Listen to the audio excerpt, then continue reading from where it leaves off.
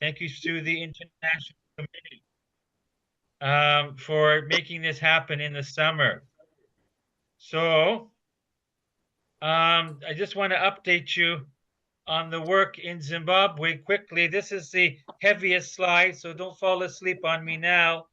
It gets more exciting after this, but this is the heaviest slide. Our relationship goes back 25 years. For me, it goes back even further because I was interviewed by Dr. Robert McClure, who was a member of your club, when I went on a mission trip or a short-term assignment in the summer, probably 1991. And he was interviewing me on behalf of another organization on a scholarship. So then fast forward to the late 90s and HIV and AIDS and the work of Rotary internationally in that sector. And that's when I became involved, probably in the early part of this century, with Rotary, particularly Toronto Eglinton Club. And I will feature some of the highlights of our relationship, current highlights, and not dwell so much in the past. But it's a privilege to be here. I recognize many of the faces. Some are new to me. But this is a snapshot of Karanda Hospital. Those are the numbers. Figures can lie and liars can figure. Somebody said that. But this is an accurate reflection of our workload. And that's why I have to go back tomorrow. I'm leaving tomorrow morning to go back to work starting on Saturday. But the bottom line is that unlike healthcare in the rest of the world, most of the world, which is funded by universal healthcare, funded by the taxpayers, ours is funded by a small portion by the Ministry of Health, and most of it comes from patient fees or well-wishers. So the budget of our hospital, because of our resource constraints, is 1.5 million. That's the bottom line here. And a Canadian community hospital, like the North York General, for instance, would have a $300 million budget for the same community, the same catchment. So this slide gives you the economic backdrop that we live and work with every day in Zimbabwe. And again, what can I say is that there's a stark difference between Canada and Zimbabwe. And I'm not an economist. You can ask questions later about why this is true. In 2024, COVID-19 widened the gap between the North and South and the resource poor and resource rich. But this is reality in Zimbabwe today. And this is unfortunate. What has happened historically is that mission hospitals or the church has stood in the gap. We bridged the gap between nothing and essential services. And Karanda provides essential services, medical, surgical, to 250,000 people in a rural part of Zimbabwe. But this is reality we deal with when we operate a hospital. We're caught up with inflation and resource issues such that there's a gap in our healthcare spending, and that's where our partners come in at home and abroad. But here is Karanda Hospital. This is the morning rush hour without the 401 traffic. So these are the Monday morning rush to get served. Many have come in the day before. Many have slept overnight outside the hospital to be first in line, like you used to do when you wanted to be at the bank first thing in the morning. You get up a bit early and beat the line. But this is for healthcare reasons, not for other reasons. But this is our early morning rush hour.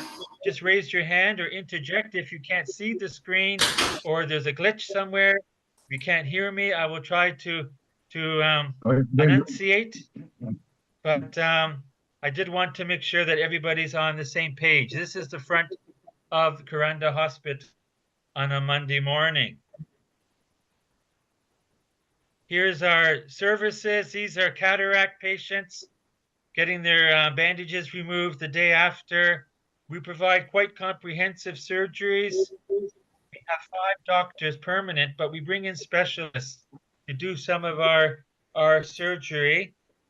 Our doctors do a lot, but we also have visiting doctors. This is a cataract surgeon who came in and did this. Most of the things I'm going to show you lead up to our core discussion. And what is our core discussion? Well, that's our current partnership with Rotary. Last year, it was the rehabilitation training and rehabilitation block, if you remember. This year, and it's also this year is the Robert McClure Foundation and supporting our nurses and continuing nursing education. That's sort of the core of this discussion. But right now, this is what it leads up to: is that medical, surgical. That's tuberculosis on the left. That's the chest X-ray, and they need rehabilitation. They need medicine, sometimes surgery. And on the right is the amputation from vascular disease, gangrene. And this is a young man, and he will need rehabilitation. He needed surgery, and then he needs follow-up in the village. So we are a community hospital, a hospital without walls, as many of you might remember, that our building is there, but our services go into the schools and churches and community centers and in the homes with home-based care. But back at the hospital, we often have a huge demand, especially midweek, and we have floor beds because we have no place to put the patients. And unlike perhaps the GTA where you can redirect your ambulances, we don't have ambulances to redirect. They come in various severe states of conditions. We don't turn them away. They've already spent hours, sometimes days, getting to Kuranda. We can't turn them around and say, go to the North York or Sudbury or Ottawa. We don't have that capacity. Transportation is a huge problem, even though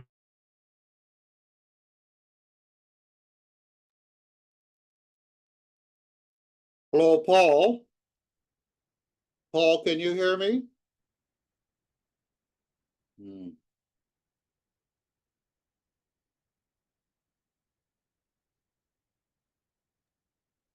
Paul's on mute. He's on mute. Yeah, I tried to speak to him, but he's not hearing. No, he's got to unmute. Yeah, whether other people were unmuted. Okay, just a minute here. So it's okay. I'm trying. I found it. Can you hear me? Yeah, that's good. Okay, I think what happened was that everyone got muted, including myself. So I'm up again. Good. Is all okay? All is well? It's good. Good? Yeah. Okay, just talking about the Zimbabwean bunk beds and the fact that when we have overflow, we often have two in one space with a mattress underneath the bed. So that's our hospital. I think he might have cut out about a couple of minutes earlier, but I don't think you missed too much. For those who couldn't read my lips, I don't think you missed too much information. But Yvonne, we'll go forward, not backwards. So now I've got to figure out how to slide control here. Let's see. Oh, there it is. This is the children's ward. And here's a boy on traction for a femur fracture or long bone fracture. This is the children's ward. This is usually an accident. Usually it's a farming accident from a ox-driven cart, or it could be a tree fall looking for mangoes in season, falling from a tree. very less likely to be an ice hockey injury. For those Canadian out there, very less likely to be a hockey injury. But let's move on. And this is the nursery. I'm an obstetrician gynecologist, chief cook and bottle washer by profession. So I deal mostly with obstetrics on the left. These are the nursery babies under 2 kgs in our nursery. And on the right is our first patient in our new intensive care unit. So things are improving slowly in Zimbabwe. It's not all doom and gloom. The first slides, the first graph there might have given you a very stark impression of the economy, but slowly we're building thanks to our partners. And we opened up a new intensive care unit, and that's our first patient with cerebral malaria. So that patient had malaria, the one on the right. But he was the number one first patient in our intensive care unit in our new ICU at Karanda. Now you guys would know more, you guys and gals, I should say, about polio, because you've been in the thick of that fight for decades. And Rotary is famous, is synonymous with stomping out polio. And because we had a case of polio in Zimbabwe, it's not stomped out, but we did a vaccination campaign or a catch-up campaign for those who may have not been vaccinated or their vaccination has waned. So this is a polio vaccination effort to catch up those children who may have missed the childhood vaccination program or lost their records or for other reasons trying to stamp out polio. So this, you are famous for this.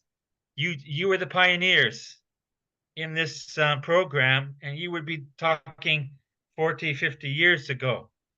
And now we are still here fighting polio. So I've talked about the hospital a little bit, and most of our work is in the community now.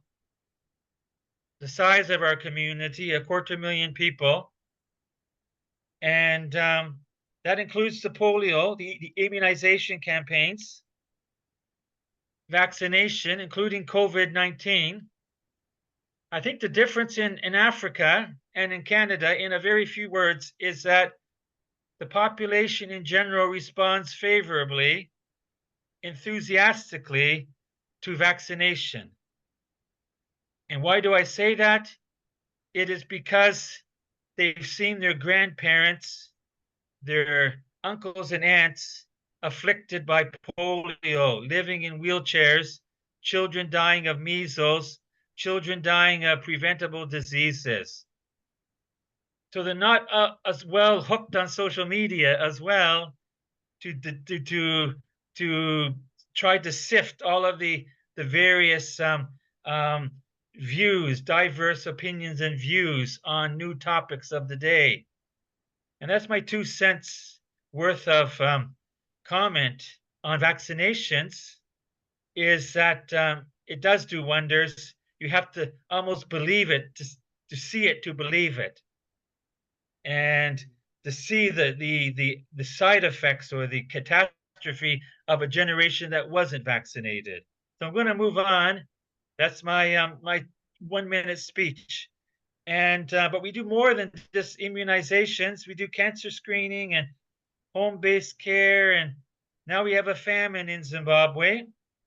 This year, the rains were poor. Crop production fell by 75%.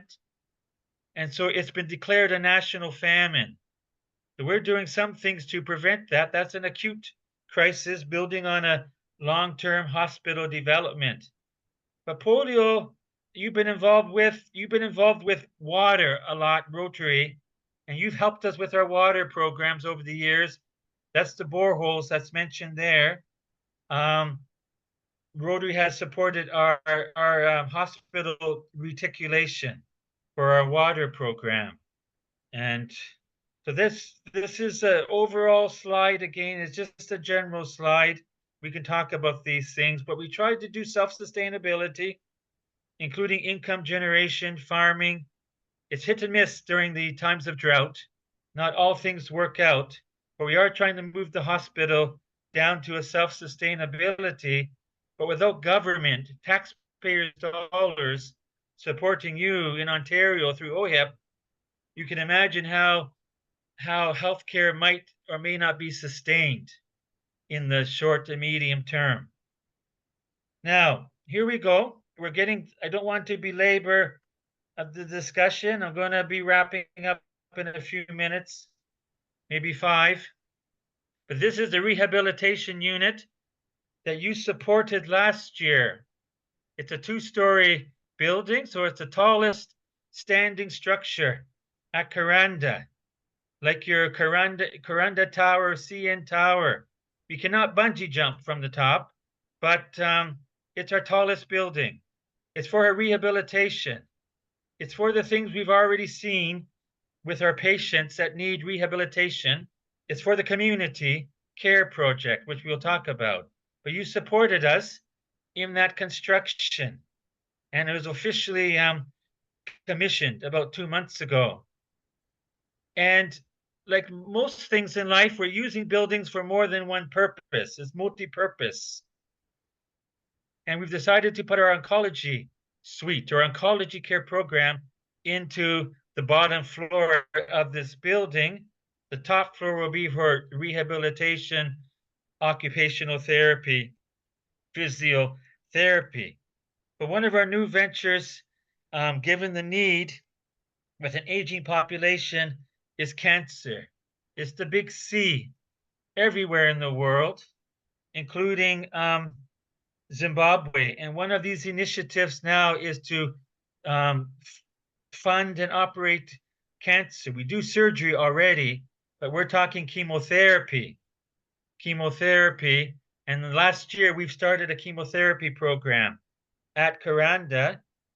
Rotary may be aware of this. The club in Whitby, Ray Richardson's name has been mentioned by Jackie. He's aware of this program. Whitby Club is supporting this program as we try to kickstart oncology services.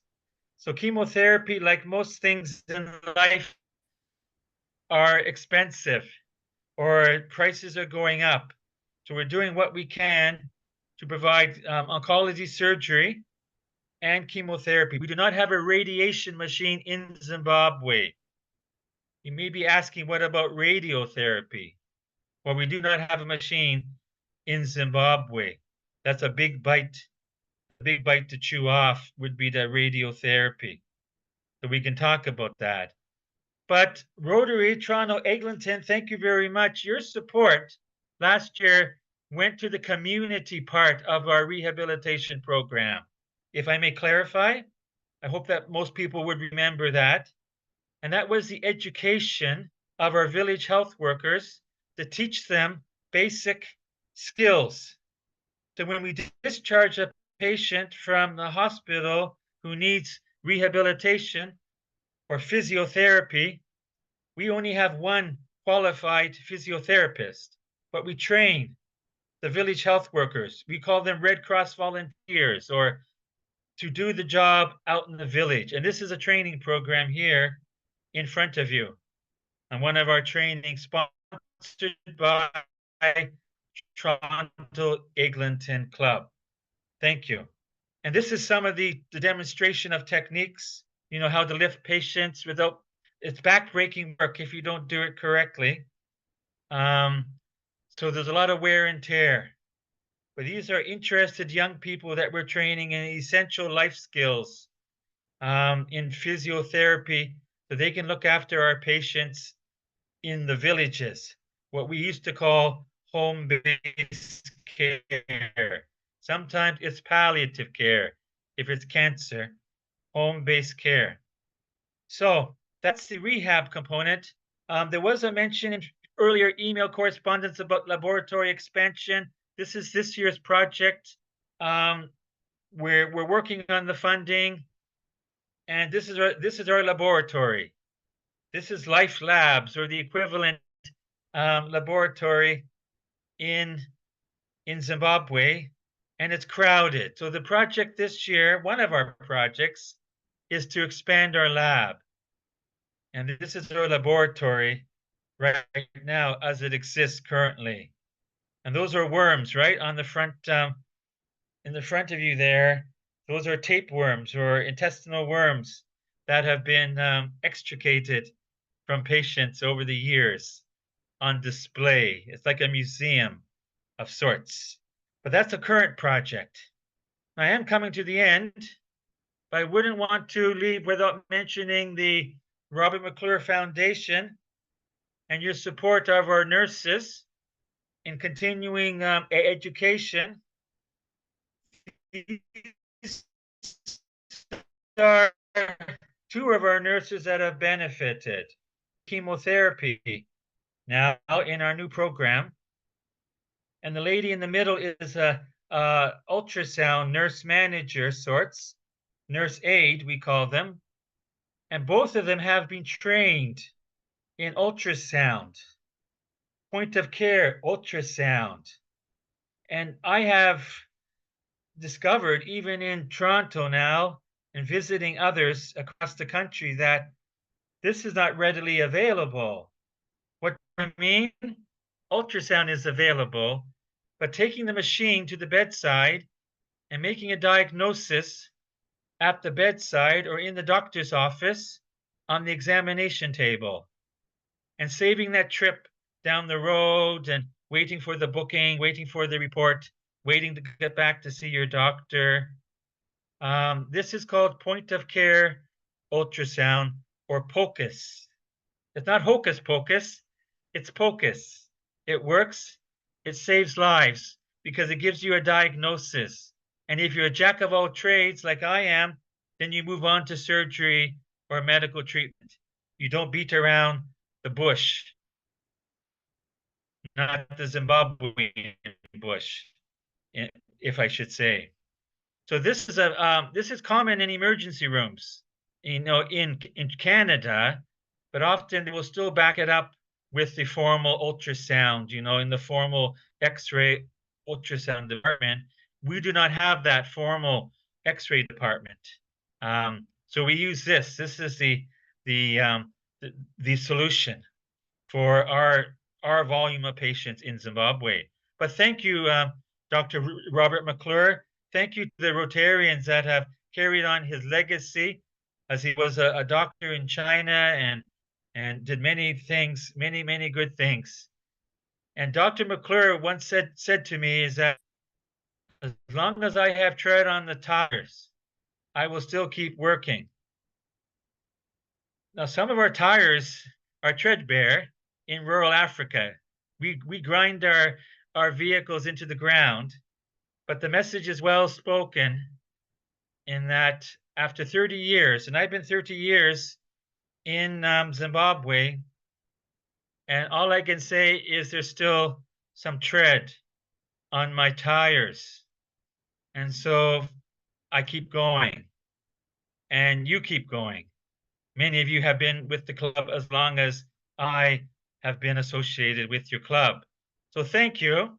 That's my family on the right. My sons, my oldest is in medical school in Toronto. He wants to carry on in his father's footsteps. I don't know why completely, but he wants to go back and work in Zimbabwe. The others are a bit younger, including my wife. She's a midwife, nursing instructor, so she does the training at Karanda Hospital in our nursing midwifery school. So thank you. Time for questions if we still have time.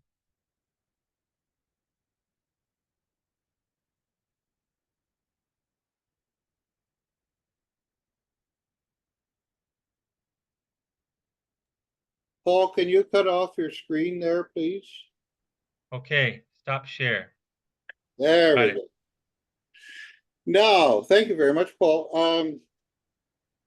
Does there anybody have any questions of Paul? I'm not seeing anybody. Hi, Arthur. I have a question for Paul. I wondered, having seen some of your buildings, Paul, how is the condition of the hospital buildings structurally? In other Thank words, you. are you into serious maintenance issues? Yeah, our hospital was founded in 1961, and it was built over the decades. Most of our structures have been erected in the last 20 years in response to the increasing demand for medical surgical services countrywide. But we have about, we say, a $1.5 million operating budget, of which about $250,000 is dedicated to maintenance. Wow. So new buildings are going up, and we still need money to maintain, including our water and sanitation. So our infrastructure is $250,000 minimum a year. Mhm. Paul, you mentioned, thank you to begin with. It's always wonderful to listen to your journey in Zimbabwe, and thank you for what you and your family and everyone are doing. You mentioned that, what was it, you were missing radiation equipment in for cancer treatment. And is that high on a priority list, or are there more important things to spend money on for you, or is it something that the Toronto Eglinton Club should take the lead to get? That's a very good question. A radiation machine is a big step forward for a small, medium-sized hospital like Karanda. I think it's $1 million. It's the upkeep, the technology is that I think it's out of our reach. It would like having Huntsville or Halliburton Hospital having a radiation oncology machine. That kind of, comparison. It really needs to be done through the central governing central hospitals, the university hospitals in Zimbabwe. So that's why I haven't put it on my project list next to the usual essential medicines, drugs, surgical supplies on my wish list. It's just a big bite to bite off. With the machine, you can do wonders. With chemotherapy and surgery, you can do wonders. So it would be the next step, but I'm afraid it wouldn't be something I would ask for today or tomorrow. It's I am investigating what it would take Mhm. to get a radiation machine at Karanda. But it's a big step, giant step. Thank you. Any other questions? I got one for, I really enjoyed your presentation. As with Lars, I really respect what you have done. I see that you say you're going to try to expand the lab, and that's one of your major things. Do you have a number, or is any other Rotary Club stepping up and we can join them? Is there anything we can do to understand this a bit better about the expansion of your lab? Yes, thank you, Tom. First of all, many hands make light work. And I've always believed that when we design and implement a project at Karanda, we don't expect one donor or one particular group to foot the bill. We expect our patients to contribute through fees. Some cannot afford anything. Some can afford $1. That's my philosophy. We expect our well-wishers to be multiple. We don't expect one particular group. The laboratory expansion is $70,000. and it's a renovation of the existing lab, including building an extra room. I can get you those numbers. I can send them to the international committee to explore how you can contribute. We have a group in the States that has got a $20,000 match. They are going to contribute 20,000. So we're about 50,000 short, but we don't expect that we would process through an international Rotary grant. That's maybe an option. I think we can do it with smaller donations from various well-wishers. There are others who are contributing. That's the short version. I can give you the prototype, send you the blueprint, and give you a full budget if the club would like to proceed further. So we just like to say, yes, it's a partnership, and the lab's important. We have half a dozen projects on our 2024 list. And I meant the lab because it came up in earlier correspondence with some of our Rotarians in the club. Tom, and as Paul knows, but Tom, what we have done and may consider in this case is that we used the McClure to match contributions from other Rotary clubs. And I guess it has mainly been from clubs in our district, but why not take Canada-wide and set an amount and so on? So I don't want to take things away from Jim and the committee, but Paul, please send us information, because we should just work with you and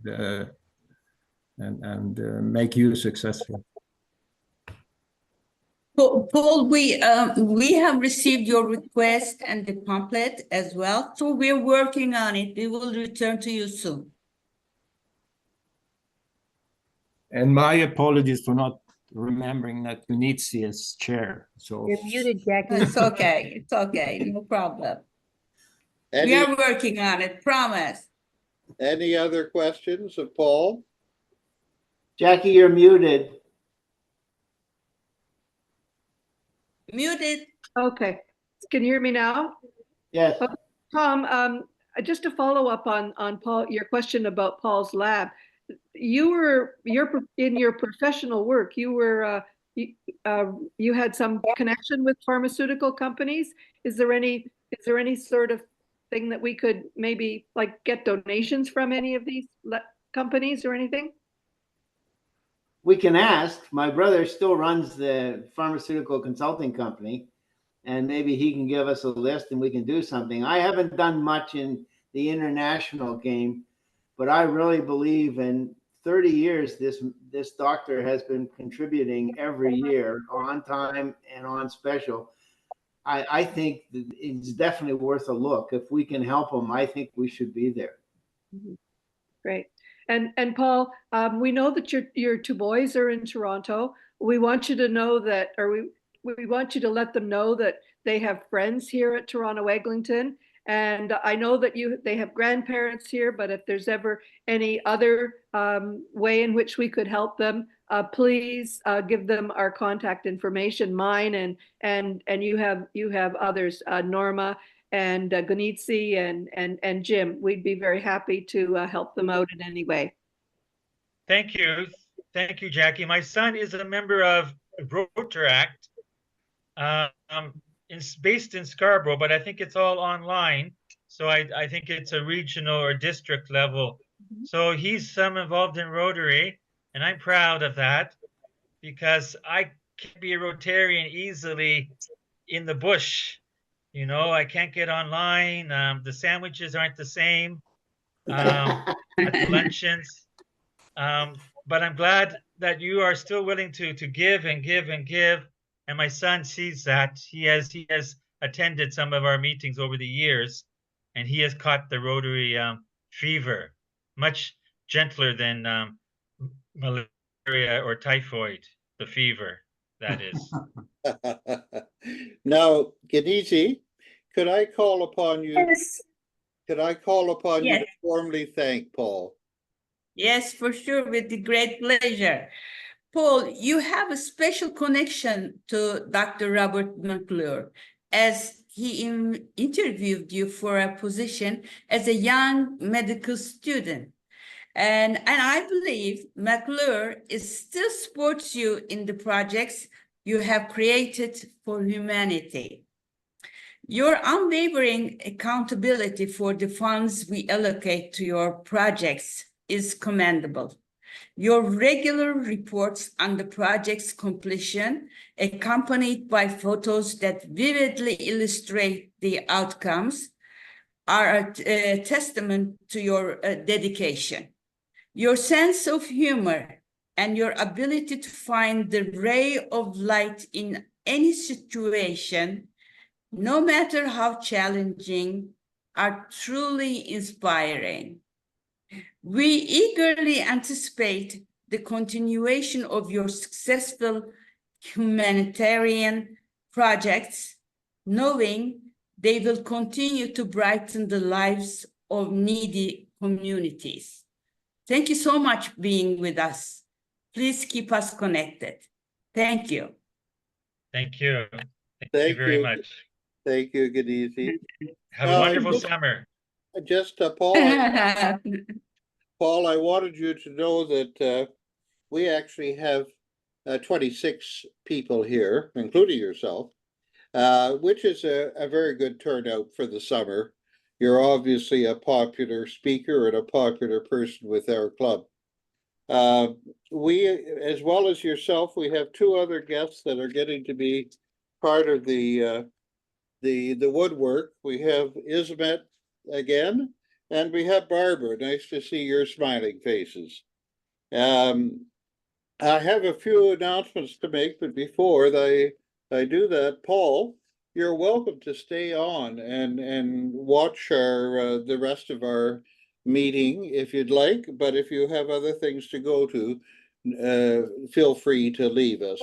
We'll probably be another 10 minutes or so. Anyway. Thanks again. I will stay in the background. I will mute and stay in the background. I will listen in. Thank you for the invitation. Thank you, Thank you, Paul. everybody. I have a few announcements to make. A reminder about the upcoming Rotary Golf Tournament on Tuesday, September the 17th. Now, I don't think I saw Bill Martin here today, but if you do have any further questions, get in touch with Bill. Next week, we'll be into the month of August, and our meeting will be the hybrid meeting at the Toronto Lund. Julie Hodson, Ontario Native Women's Association, will be our guest speaker. Further business now, Nan, I know you have something you'd like to bring up. Nan, are you available? Yes, I definitely am.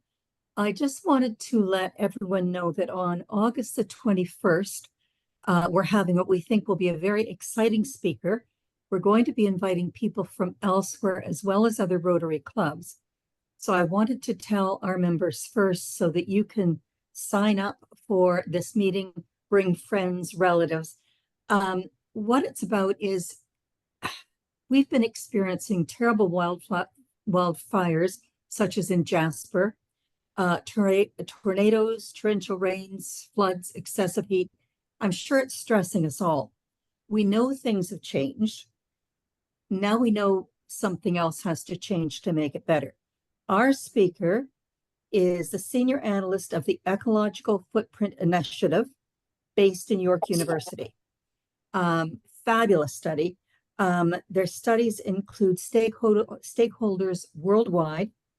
They analyze and measure how fast we use our resources, generate waste, and what capacity the planet has to renew itself. They also help us understand how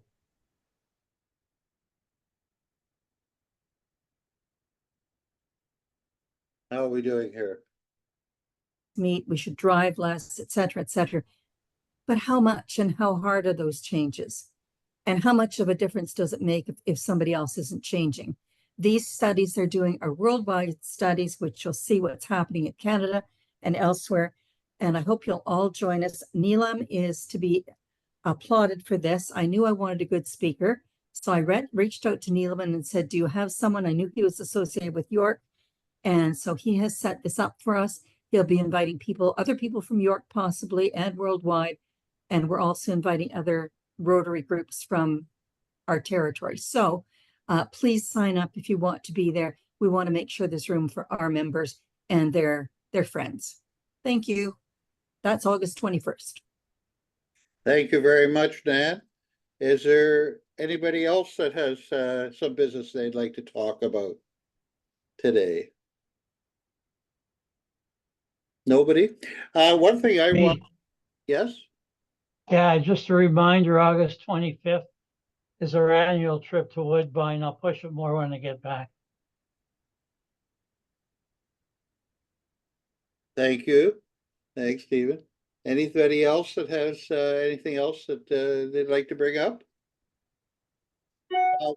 One thing I'd like to mention is that when we have the invites coming out to you, I'd appreciate if you could respond whether you're going to attend or not.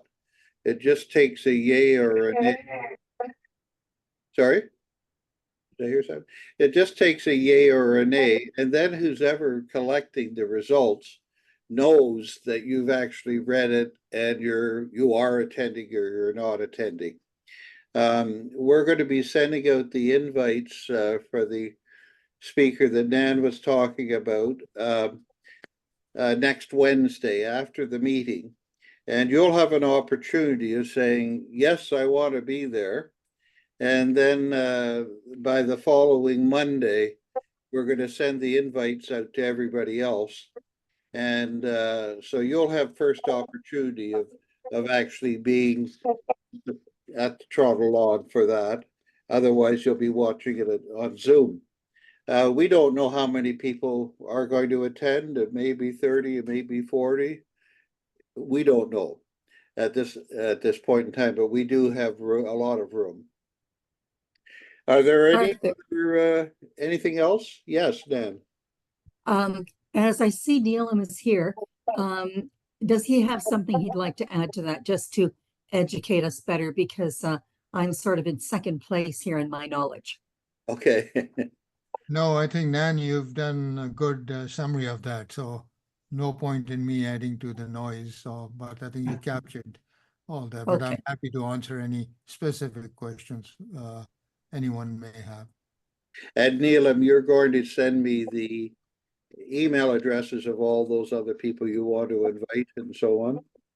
Yeah, we can talk about that offline. And just to keep our expectations right, we don't want to broadcast it all over the world, but just targeted it to folks who really would have an interest. Yes, right. If there's nothing anybody else would like to chat about or talk about or bring up, I wish you all a great week, and we'll see you next week for the hybrid meeting in August. Thank you very much. And safe travels, Paul, back to Zimbabwe.